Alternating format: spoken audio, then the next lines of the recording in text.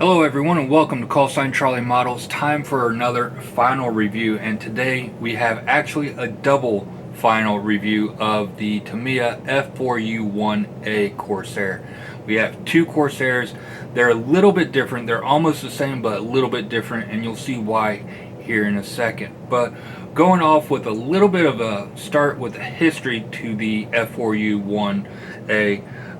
It was a naval aircraft primarily served in World War II and Korea for the U.S. Navy. It was named the Whistling Death by the Japanese because it did have a 11-to-1 kill ratio during Vietnam, or not Vietnam, but World War II. But it was also called the Ensign Killer from naval aviators because it had it was a very hard aircraft to land on the aircraft carriers. So it did kill a lot of junior aviators when it first came out. And actually, for a fact that the U.S. Navy decided to take it off of carriers for a while because of how many aviators it was killing, or how many aircraft were lost. It was actually determined to be a better land-based aircraft. That was until the British, who called the Corsair the Mark II, got a hold of it, and they actually designed and came up with the landing pattern, which actually is currently still used today, that helped the Corsair and with the visibility upon landing. With the landing of this aircraft, the nose was so long and the pilot was so far back, they didn't have visibility of the carrier deck. With standard carrier landing, they didn't have any visual of the carrier deck.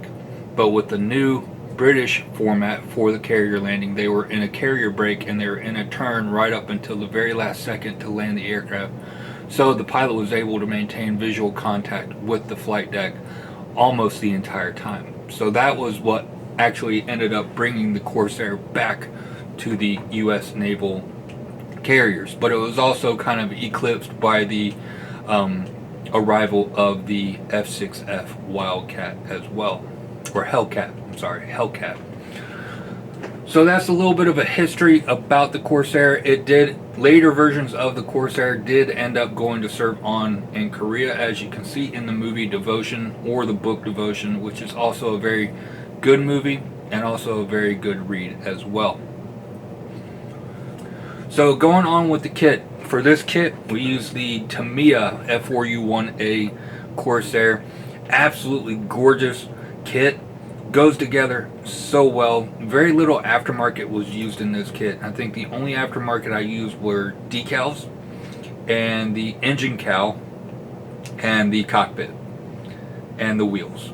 That was the only aftermarket I used for this entire kit. Everything else is straight out kit.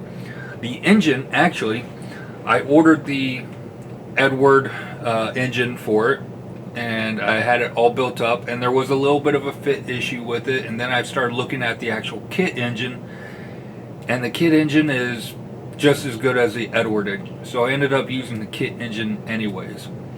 The decals are from Eagle Cow decals, which absolutely went down gorgeously, with no issues with those at all. The weathering, I used a chipping effect using the Tamiya, or AK Extreme Metals aluminum as the base coat, and then a level of chipping fluid on top of that, and then I painted the main colors on top of that, and then a stiff bristle toothbrush to kind of get the chipping effect in. And we'll take a look at that here in a second. But moving right along, this kit was absolutely a dream to build right through here. Get this turning, as you can see. The other downside to this kit was that it did not include gun barrels. So in order to correct that, I did get some brass tube and I cut them down to size and then put those in. Now one of them, the gun barrels did fall back into the wing, so I do have a little bit of a rattle effect on this, but again, absolutely gorgeous on everything else. I did use MRP paints for this, and also I used some oils to get that streaking effect from the paint kind of wearing down on the stripes right here. See, there we go. And then moving the camera around, closer shot on everything. We can see inside the cockpit right here. You can see this is using the Edward cockpit going through there.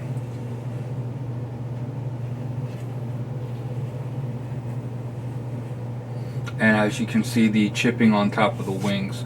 I built this as a land-based aircraft, so the chipping and everything from getting beat up from the dirt or walking, the pilots and crew walking on the wings to get to the maintenance areas up on top right in front of the canopy. You can see oil and gas streaks coming down the top of it as well.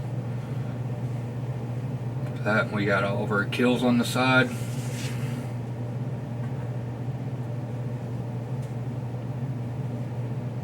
Honestly, I do not remember which pilot this is for. I think this one might be for Ira Kepfort. I'm not 100% positive on that. Then moving to the underside, I used oils to do the exhaust streaks down the bottom right here.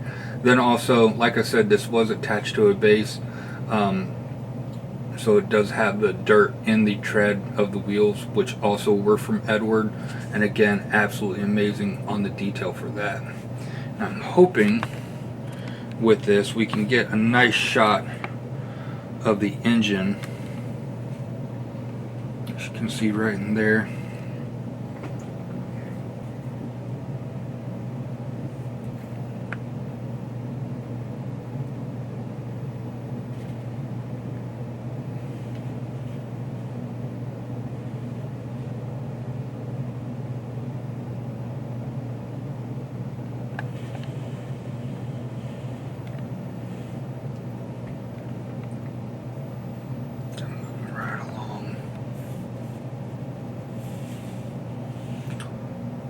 That's everything for this one. Let me get set up for the other one and we'll take a look at that one.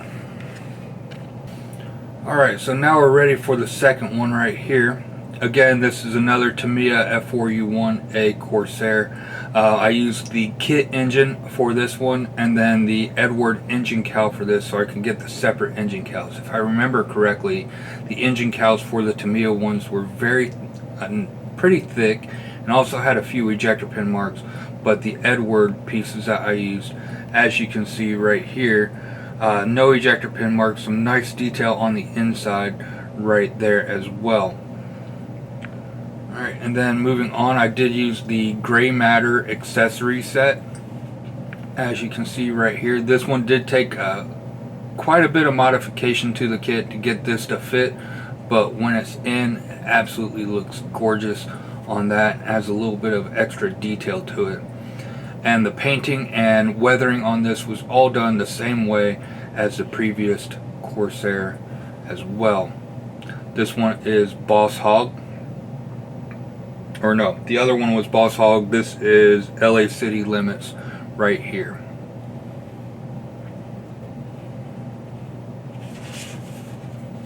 You can see into the cockpit again.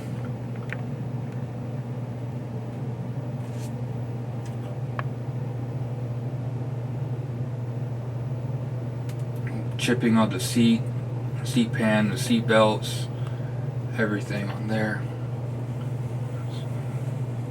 Gotta turn around a little bit more.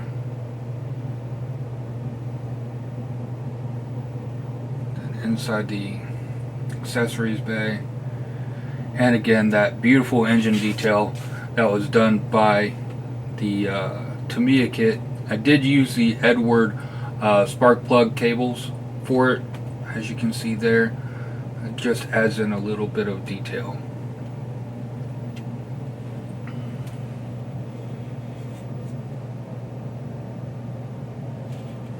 And again, for the belly, I used oils to weather the exhaust streaks on that. And inside the landing gear bay. little bit of kicked up mud from when the tires are going through the mud in the Pacific Islands.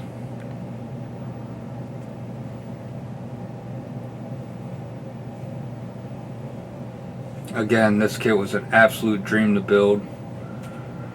Right here, I can't wait. I have the F4U-1D that I will be doing later on, and also that one I will be doing with the wings folded on that one. But these, I'm super happy with them and how they turned out on that.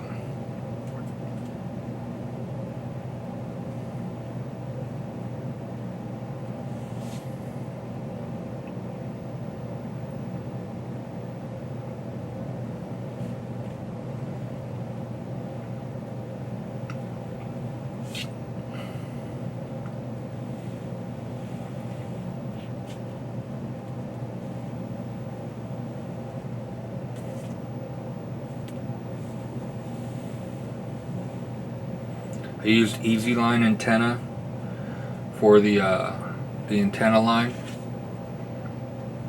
on both kits, and then for the white receptor on top of it, I used just Elmer's white glue, and then painted it up with the with some white paint on that. So that's how that all came out, and we are